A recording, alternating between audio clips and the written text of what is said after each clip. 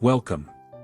Today, we are stepping onto a sun-baked shore, beside a wine-dark sea, under a sky so vast and so blue it seems to swallow the world. The air smells of salt and olive trees.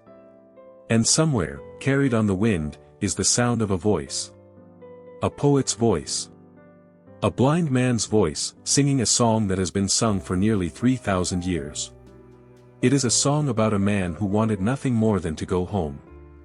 But the gods, the monsters, and his own restless, cunning heart had other plans.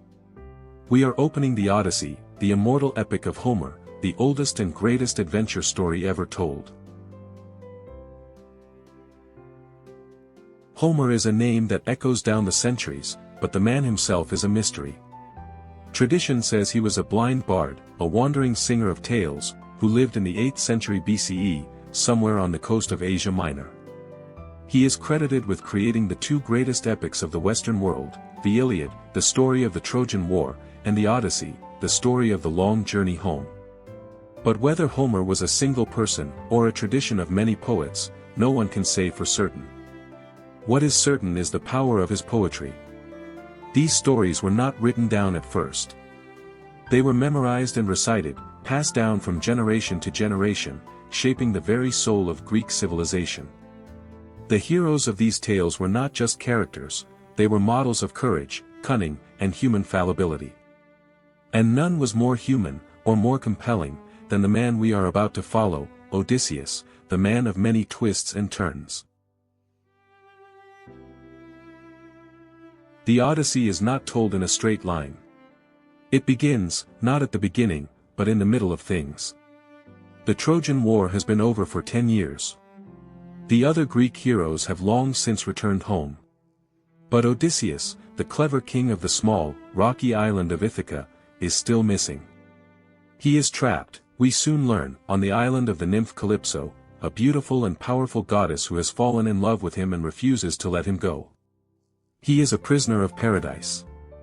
Meanwhile, in his palace at home, 100 arrogant and greedy suitors have invaded his house, demanding that his wife, Penelope, choose one of them as her new husband. They are devouring his wealth, terrorizing his son, and plotting to murder him if he ever returns. The story of the Odyssey is the story of how this one man, with nothing but his wits and his will, fights his way back through a world of monsters, temptations, and gods, to reclaim his home, his wife, and his identity. It is a journey that is both physical and spiritual, an adventure of the body and the soul. Part 1, The Gods and the Son Who Seeks His Father. Our story begins not with the hero, but with a council of the gods. On Mount Olympus, the great hall of Zeus, the gods are gathered. Poseidon, the god of the sea, is absent, feasting among the Ethiopians. It is here that Athena, the grey-eyed goddess of wisdom, speaks. Her heart aches for Odysseus. She reminds Zeus that the man has suffered long enough, trapped on the island of Calypso, while his son grows up fatherless and his wife is besieged by parasites. Zeus, king of the gods, agrees. It is time for Odysseus to come home. A message is sent. The great machine of fate begins to turn. And Athena, the protector of clever men, descends from Olympus, determined to set the first piece in motion. Athena flies down to Ithaca, the small, rocky island kingdom of Odysseus. She disguises herself as an old family friend, a wise and trusted captain named Mentes. She goes to the palace, and what she sees is a scene of chaos and shame.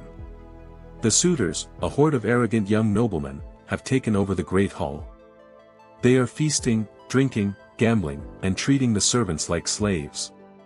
They are eating the royal cattle, drinking the royal wine, and loudly demanding that Penelope choose one of them to be her husband. The sight of this insolence fills Athena with cold fury. It is in the midst of this ugly spectacle that she spots a young man, sitting apart from the revelry, his face a mask of quiet despair. It is Telemachus, the son of Odysseus, now 20 years old, a boy trying to become a man in a house that is no longer his own.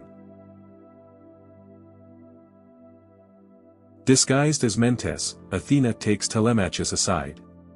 She tells him the truth: his father is not dead. Odysseus is alive, trapped on a distant island.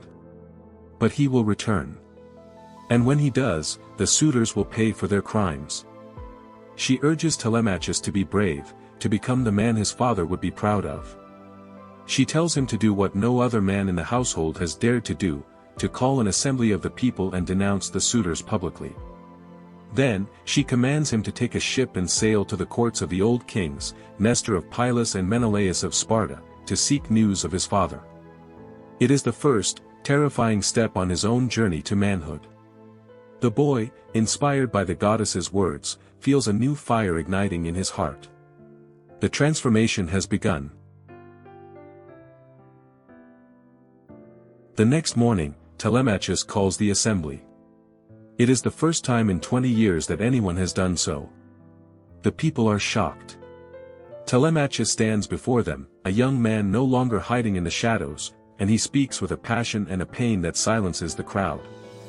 He condemns the suitors for their greed and their cruelty. He demands that they leave his house. The suitors, led by the arrogant and handsome Antinous, are outraged. They accuse Telemachus of being a fool, of being manipulated by the gods. They blame Penelope for leading them on, for promising to choose one of them and then never doing so. The debate is fierce and bitter. The assembly breaks up without a resolution. The suitors remain. But Telemachus has made his stand. He has risked everything. And now, he prepares to set sail. He swears the household to secrecy, gathers a small crew, and, with the help of Athena, boards a ship. His destination is Pylos, the kingdom of old Nestor. The first great voyage of the son of Odysseus has begun. Part 2, Calypso and the Storm of Poseidon. The scene shifts. We leave behind the hopeful, sun-baked shores of Ithaca and the young man who has just set sail. We are transported to the other side of the world, to a place of impossible, dreamlike beauty. It is the island of Ogygia, the home of the nymph Calypso. Her island is a paradise. Lush green meadows, cool, dark caves, and streams of crystal-clear water that tumble down to a sea of brilliant turquoise. The air is filled with the scent of wildflowers and the songs of birds. It is a place where time seems to stand still. And in the center of this paradise, on a rocky promontory overlooking the vast, empty sea, sits a man. He is not enjoying the beauty. He is not resting. He is weeping. Every day, the same ritual. He sits on the cold stone, his eyes fixed on the horizon, and he cries. He cries for his home. He cries for his wife. He cries for his son. He is Odysseus, the great hero, and he is a prisoner. Calypso loves him. She loves him with a fierce, possessive, and desperate passion. She has offered him the greatest gift a mortal can receive, immortality. Eternal youth. Eternal life. He could be a god, living with her forever in this beautiful, timeless paradise. But he refuses. He would rather be a mortal man, struggling and suffering, with the hope of one day seeing his home again, than live forever in a cage of silk and flowers. This is the central, defining truth of Odysseus's character. He is not a man who seeks glory or immortality. He is a man who seeks home. The word itself, nostos, the Greek word for homecoming, is the great theme of his life. And so, Calypso, despite all her power, is utterly powerless. She cannot make him love her. She cannot make him stay. And when the messenger god, Hermes, arrives with the command from Zeus, she knows she must let him go. It is a bitter, heartbreaking surrender. Odysseus is not overjoyed. He is suspicious. The gods have not been kind to him. He knows that the sea is wide and full of terrors. But the thought of home is too powerful to resist. He sets to work. He builds a raft, a sturdy, rough-hewn vessel, using the trees of the island and the tools that Calypso, with a heavy heart, provides. She gives him food, water, and wine, and she sends a warm, gentle wind to fill his sail. He sets off, alone, onto the vast and dangerous sea. He sails for 17 days, guided by the stars, never sleeping, his eyes fixed on the horizon. And then, on the 18th day, he sees it. A dark smudge on the edge of the world. Land. The island of Scyria. And it is at that moment that Poseidon, the earth shaker, the god of the sea, returns from his feast in Ethiopia. He sees Odysseus, the man who blinded his son, the Cyclops Polyphemus, sailing calmly towards safety. And the fury of the god explodes like a thunderbolt. The storm is a monster. The sky turns black. The wind howls like a dying beast. The waves rise like mountains and crash down with the fury of a god. A colossal wave shatters the raft like a child breaking a toy. Odysseus is thrown into the churning abyss. He fights. He fights with every ounce of his strength, his cunning, and his unbreakable will. He is dragged down by the force of the water, his lungs burning, his body battered by the merciless waves. For 2 days and 2 nights, he clings to the broken remnants of his raft, at the mercy of the storm. His strength is failing. His hope is nearly gone. And then, he sees it. A coastline. A rocky shore. And he knows that if he can just reach it, he might survive. He prays to the river god for help, and the gods, it seems, are not yet finished with him. The waves relent. He swims, with the last, desperate strength of a dying man, towards the jagged rocks of Scyria. And there, on the shore of an unknown land, he collapses. He drags himself under a pile of leaves, covers his naked, bleeding body, and falls into a deep, exhausted sleep. The hero is not dead. Not yet. Part 3, The Tales of Odysseus, the Cyclops, Aeolus, and the Laestrygonians. The island of Scyria was a place of peace and incredible wealth. The Phaeacians were a seafaring people, beloved of the gods, who lived in a magnificent city with a great harbor. It was the Princess Nausicaa, a girl of extraordinary beauty and kindness, who found the shipwrecked stranger on the beach.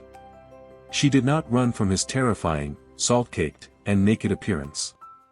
Instead, she saw a man in need. She gave him clothes, food, and directions to the palace of her father, King Alcinous. The palace was a wonder of the ancient world, walls of gleaming bronze, golden doors, and lush, ever-bearing orchards. Here, Odysseus was welcomed with the highest honors. He was bathed, anointed with oil, and dressed in fine robes. A great feast was held in his honor. But his identity remained a secret. He was a nameless stranger, a castaway. And it was only when the blind bard, Telemachus, began to sing of the Trojan War, that the tears began to flow down Odysseus's face. He could no longer hide. King Alcinous, a wise and perceptive man, saw the stranger weeping. He asked him, gently but firmly, to reveal his name. "Who are you?" he asked. "And why do you weep?" And Odysseus, with a heavy heart, finally spoke. "I am Odysseus, son of Laertes," he said. The room fell silent. The greatest hero of the Trojan War was sitting in their hall. And then, he began to tell his story. His first tale was of the Sirens, a tribe of warriors he and his men had foolishly attacked after leaving Troy. They had sacked their city and taken their treasure, but instead of leaving immediately, the men had stopped to celebrate, drinking and feasting on the beach. This gave the Sirens time to rally. They attacked at dawn, killing many of Odysseus's men before the rest could escape to their ships. It was a hard lesson: victory without discipline is no victory at all. They sailed on, grieving, their numbers already diminished. And then, they came to a land of a strange, seductive, and terrible danger. The land of the Lotus Eaters. The Lotus Eaters were a gentle, dreamy people who offered the sailors a taste of a strange, sweet fruit, the lotus. But this was not an ordinary fruit. It was a drug. Anyone who ate it immediately forgot everything, their home, their family, their mission. They fell into a state of blissful, endless apathy. They no longer cared about returning to Ithaca. They only wanted to stay in the land of the lotus eaters, eating the fruit forever. It was a powerful, and terrifying, symbol of the temptations that can steal a man's will. Odysseus, with his iron will, knew the danger. He forced his weeping, dazed men back onto the ships, tying them to the rowing benches so they could not escape. They rowed away, leaving the land of forgetting behind. The lesson was clear: the greatest danger was not always a monster, but a temptation that made you forget who you were. And then, they came to the island of the Cyclopes.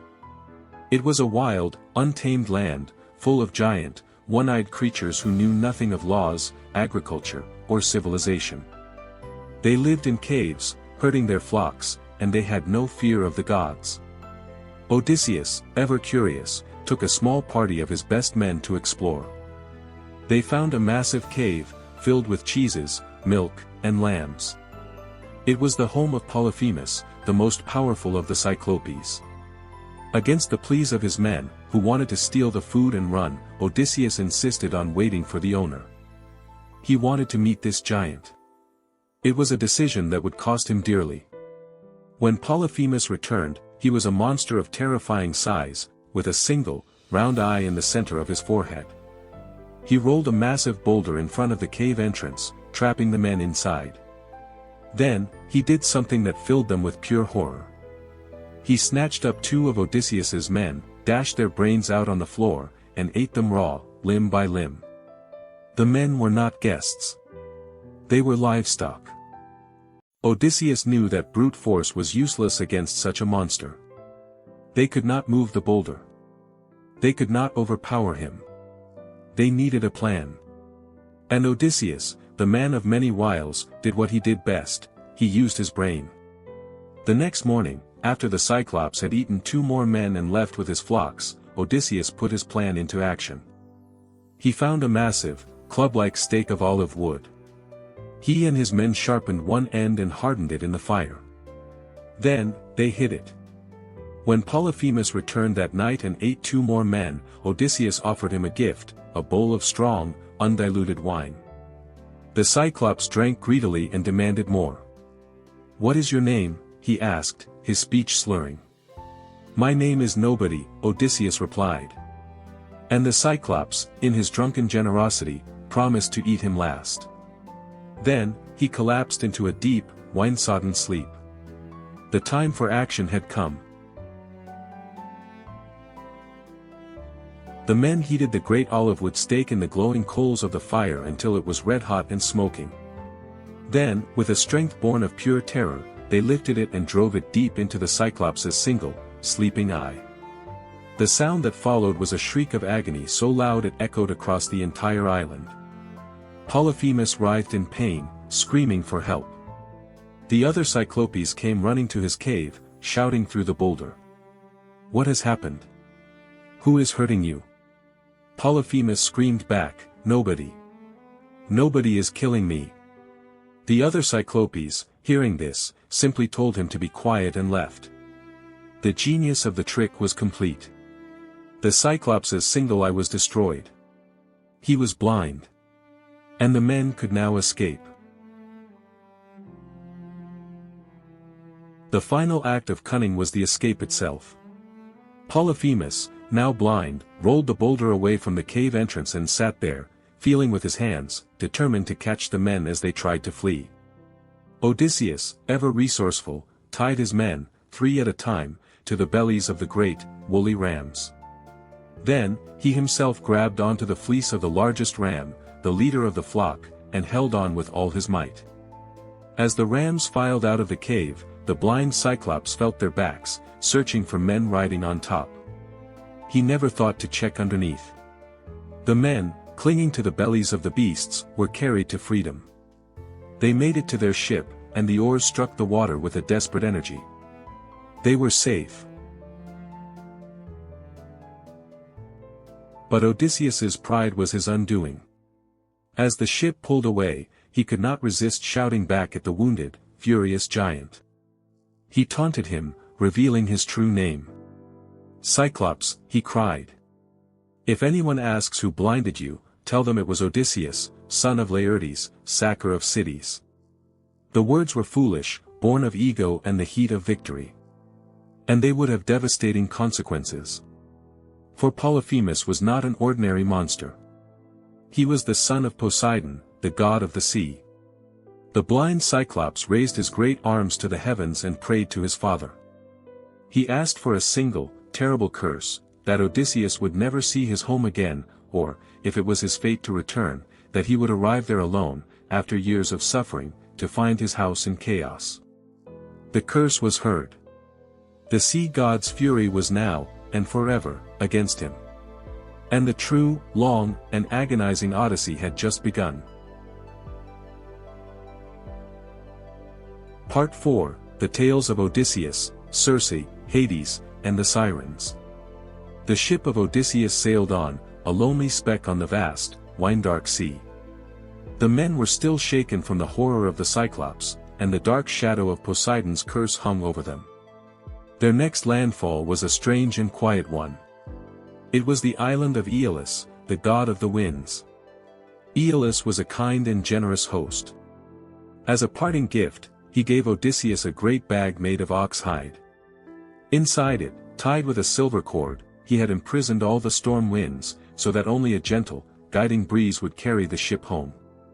For 9 days and 9 nights, they sailed without touching a single oar. They were so close to Ithaca that they could see the island's shape on the horizon. The fires of their own homes were burning in the distance. And then, it all went wrong.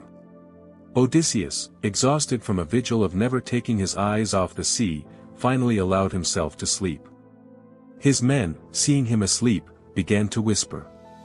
Surely, they thought, the bag contained treasure gold and silver that Odysseus was keeping for himself. Greed overcame them. They opened the bag. The storms burst forth with a howling fury, and the ship was blasted back across the sea, all the way to the island of Aeolus.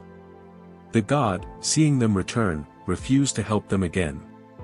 "Get off my island," he said. "The gods must hate you." It was a bitter lesson. The greatest enemy is often the weakness of those closest to us. They sailed on, and their next destination was the island of the Laestrygonians. It was a land of giants. Not the wild, solitary Cyclopes, but a terrifyingly organized race of cannibals. The harbor was a ring of steep cliffs, with only a narrow entrance. The Laestrygonians, from their heights, began to hurl massive boulders down onto the ships. The ships were shattered, and the men were speared like fish. Odysseus, who had anchored his own ship outside the harbor, watched in horror as his entire fleet was destroyed in a matter of minutes. Only his own crew survived. They rowed away in terror, the sound of the giants roaring and the cries of the dying men echoing in their ears. The sea was shrinking their world, one disaster at a time. The next island was a place of enchanting beauty. A peaceful, green isle, with a palace in the center, surrounded by lush gardens. But this paradise was a trap. Its ruler was a beautiful, dangerous sorceress named Circe. She was a mistress of potions and magic, a daughter of the sun god. When Odysseus's men entered her palace, she welcomed them with honey-sweet wine. But the wine was drugged. As soon as they drank, she struck them with her wand, and they were transformed. Their bodies twisted, their skin turned to bristles, their voices to grunts. They became pigs. Not just any pigs, but pigs with the minds and memories of men, trapped in the bodies of beasts. They were herded into a pigsty. The horror was complete. Only one man, Eurylochus, had been suspicious and refused to enter the palace. He ran back to the ship and told Odysseus everything. Odysseus, ever loyal, set out alone to save his men. On the way, he was met by the god Hermes, who gave him a magical herb called moly. This herb would make him immune to Circe's potions. When Odysseus entered the palace, Circe offered him the same drugged wine. He drank it, and nothing happened. Then, he drew his sword and advanced on her. The sorceress, terrified, fell to his feet. She recognized him. "You must be Odysseus," she said. "The man of many wiles. None other could resist my magic." Odysseus forced her to swear a great oath that she would free his men and do them no harm. Circe agreed. The pigs were returned to their human forms, taller and more handsome than before. And then, something extraordinary happened. The sorceress and the hero became allies. Circe welcomed Odysseus and his men to her island, offering them rest, food, and wine. They stayed for a year, recovering their strength. But eventually, Odysseus knew he had to leave. He asked Circe for guidance.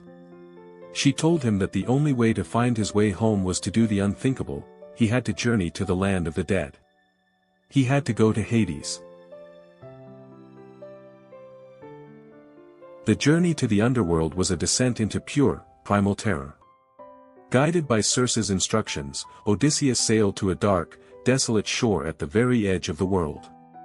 He dug a trench, and into it, he poured offerings, milk, honey, wine, water, and the blood of sacrificial animals. The blood was the key. The shades of the dead, drawn by its odor, began to swarm up from the darkness. They were not solid beings, but pale, flickering ghosts, whispering and moaning. Odysseus, terrified, drew his sword and held them back, allowing only one of them to approach the blood. It was the soul of his mother, Anticlea, who had died of grief, waiting for her son. The sight of her was a shattering blow. He wept. He had not even known she was dead. Then came the prophet Tiresias, blind, but with inner sight. He drank the blood, and he spoke the truth. He told Odysseus that Poseidon's wrath would make his journey long and painful. He warned him, above all, not to harm the sacred cattle of the sun god Helios on the island of Thrinacia. If he did, he would lose his men and return home alone, to find his house in chaos. After Tiresias, Odysseus spoke with the shades of the great heroes of the past: Agamemnon, his old commander, and Achilles, the great warrior, who told him that he would rather be a poor farmer's slave on earth than the king of all the dead. The experience in Hades marked Odysseus forever. He had seen the other side, and it had filled him with a cold, unshakable determination to live. He returned to Circe's island, and she gave him one final, crucial set of instructions for the journey ahead. First, he would pass the island of the Sirens. Their song, she warned, was so beautiful that no man could resist it. Those who heard it were lured to their deaths on the rocky shore. Odysseus, ever curious, wanted to hear it anyway. And so, he devised a plan. He ordered his men to plug their ears with softened beeswax, so they could not hear. Then, he commanded them to tie him to the mast, so that he could hear but not act.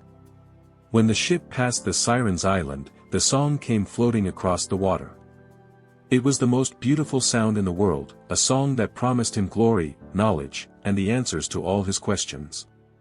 Odysseus, bound to the mast, screamed and struggled, begging his men to release him. But they, with their ears plugged, could only row faster. The ship passed on. The song faded. The danger was over.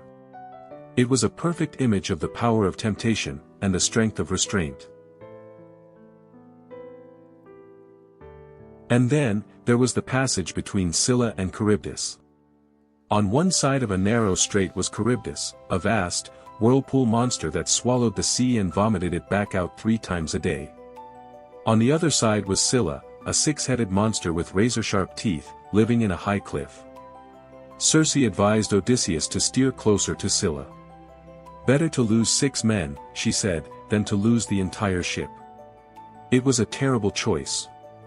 As they sailed through the strait, the men were frozen with terror, staring at the whirlpool. And then, Scylla struck. She snatched 6 of the strongest men from the deck and dragged them, screaming, to her lair.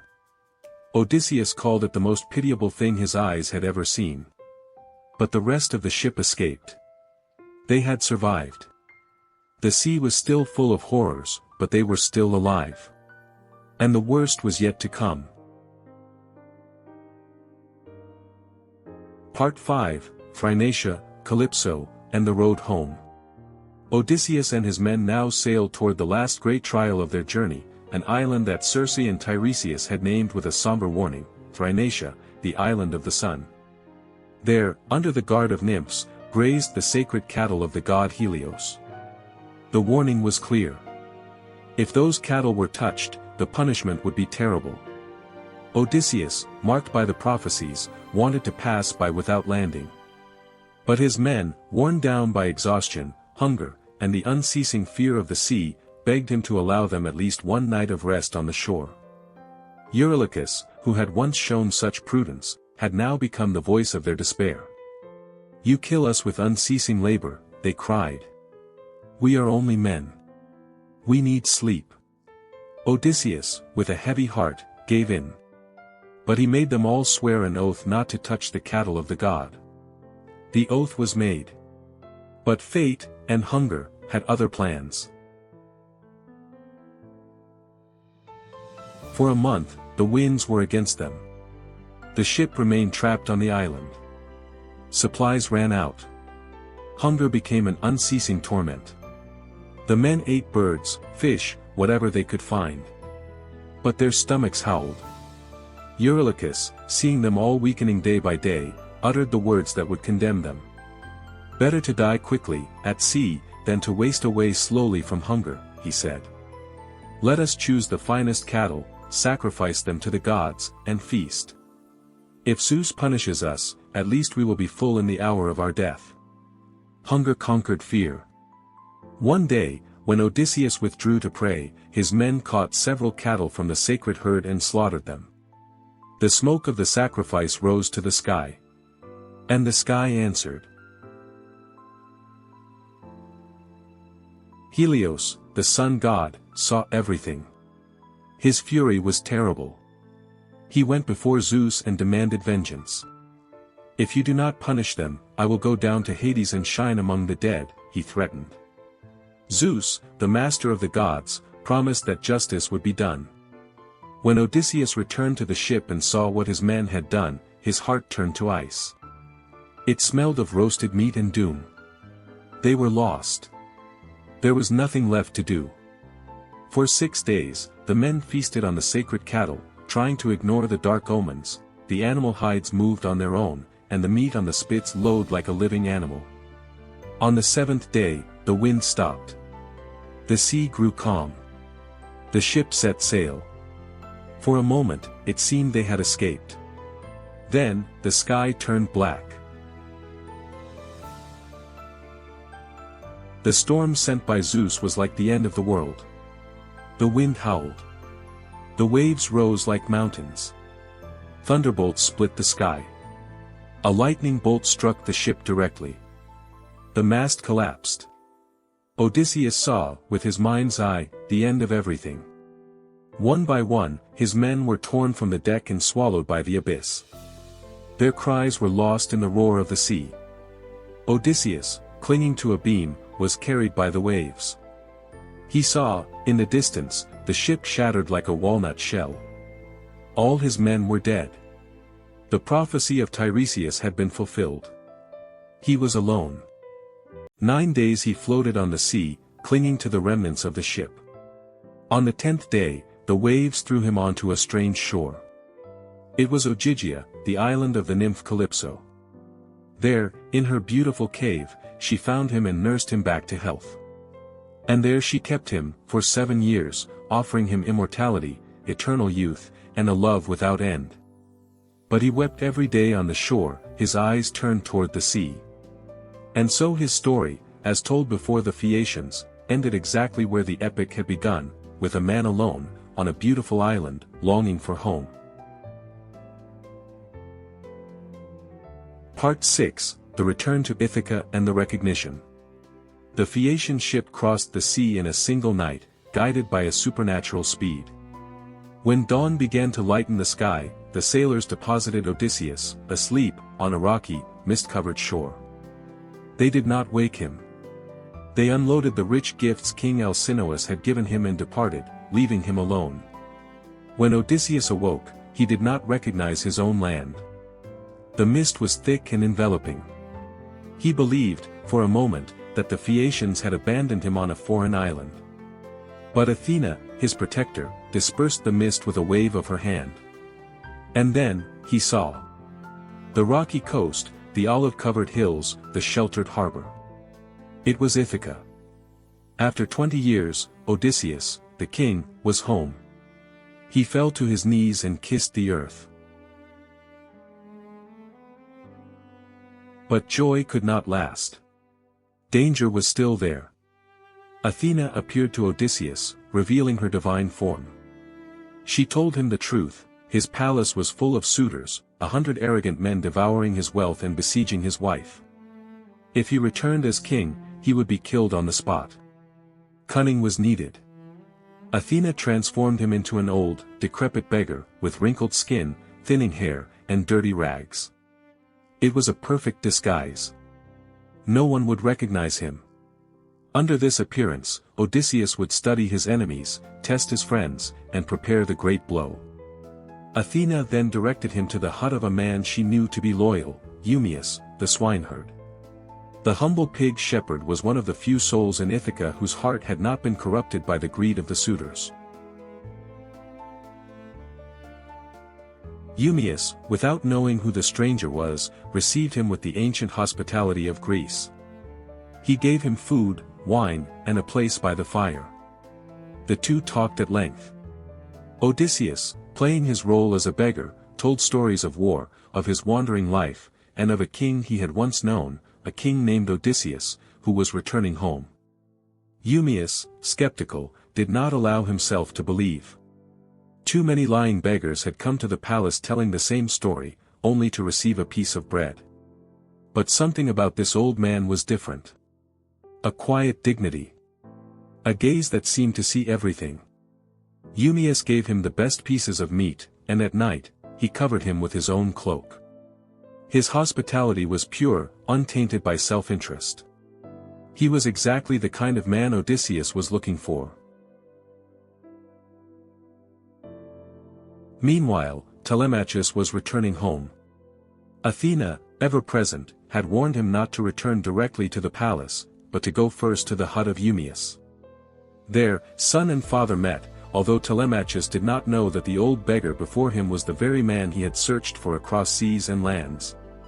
Athena, with a gesture, restored Odysseus to his true appearance. Telemachus stood frozen. It could not be true. He had seen too many wonders and too many deceptions. But Odysseus said to him, "I am your father." And the two, at last, embraced, weeping together. Their tears were of joy, of pain, of 20 years of waiting. It was a heartbreaking and sacred moment. Father and son, united after 2 decades, wept together. And in that instant, the plan of vengeance began to take shape. The plan was simple and terrible. Odysseus would return to the palace in his disguise as a beggar. Telemachus would enter separately. No one was to know that the king had returned. Every insult, every humiliation that the beggar endured in the palace, would be a stone added to the grave of the suitors. The next day, Odysseus, again transformed into the dirty old man, set out for the palace. On the way, he passed by a fountain, and there, lying by the side of the road, he saw a pitiful sight. It was Argos. His dog. The old hunting hound, which he had raised with his own hand before leaving for war, was now a shadow of a dog, covered in ticks, forgotten and despised. But the dog recognized him. The old, dying animal, lying forgotten on a heap of dung, lifted his head. His ears, which had been drooping for years, stirred. And his tail, weak as it was, gave a faint, slow wag. He had waited 20 years for this moment. He had held on to life, they said, just long enough to hear his master's voice one last time. Odysseus, seeing the animal, felt a tear roll down his cheek, but he quickly wiped it away, careful not to break his disguise. He could not greet the dog. He could not call his name. And then, the old hound's head dropped. Argos was dead. He had seen his master come home. Inside the palace, the suitors were feasting as always. The great hall was loud with their laughter, their drunken songs, and their endless demands. They were roasting the king's oxen, drinking the king's wine, and treating the servants with open contempt. When the ragged beggar entered the hall, he became the target of their cruelty. Antinous, the most arrogant and handsome of them all, sneered and refused to give him even a crust of bread. He hurled a wooden footstool at the old man, striking him on the shoulder. The other suitors laughed. They saw only a weak, helpless vagabond. They did not see the storm gathering behind those calm, watchful eyes. The goddess Athena, unseen, saw everything. And she was pleased. Another beggar, a greedy and cowardly man named Iris, also appeared. Jealous of the newcomer, he challenged the old man to a fight, thinking he could easily defeat him. The suitors, delighted by the prospect of entertainment, formed a circle. Odysseus, still in disguise, warned Iris to leave him alone. But the fool insisted. So Odysseus stood up, and for a moment, the rags fell away from his arm, revealing a limb of such immense, terrifying power that Iris screamed in fear. The fight was over in a single blow. Odysseus broke the man's jaw with one effortless strike. The suitors roared with laughter. They had no idea that they were laughing at their own executioner. The test of the bow was the moment Athena had prepared. Penelope, weary of the suitors' endless pressure, announced a contest. She brought out the great bow of Odysseus, a massive weapon of horn and wood that only he had ever been able to string. And she made a promise: she would marry the man who could string the bow and shoot an arrow through the sockets of 12 axe heads lined in a row. The suitors laughed, confident that they would win. One by one, they tried. One by one, they failed. The bow was too strong. It could not be bent. Antinous, the strongest, sweated and strained, but even he could not do it. The bow remained untouched. And then, the old beggar stood up. He asked, with a quiet, humble voice, if he might try. The suitors were outraged. A beggar? A nobody? The very idea was an insult. But Penelope, hearing of the stranger, insisted. She had a feeling.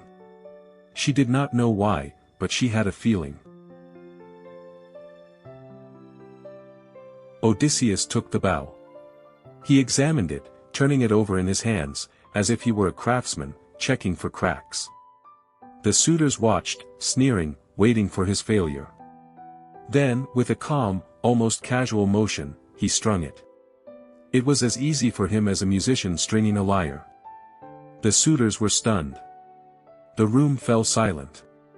Odysseus plucked the string, and it sang with a clear, high, piercing note, a sound of pure, vengeful purpose. Then, without another word, he notched an arrow, drew the bow back, and sent it flying. The arrow streaked through the air, passing cleanly through the sockets of all 12 axe heads, and embedded itself in the far wall. The impossible had been done. The beggar had won. And in that moment, as the suitors stared in disbelief, Odysseus let the rags fall. He was no longer a beggar. He was a king. And his face was a mask of cold, terrible, and absolute fury. The arrow had not yet stopped humming when Odysseus let the rags fall from his body. In an instant, the old, bent beggar was gone, replaced by a figure of terrifying power. He stood on the great threshold of his hall, the bow still in his hand, his body coiled like a spring. His eyes swept over the faces of the suitors, and what they saw there made their blood run cold. It was not anger.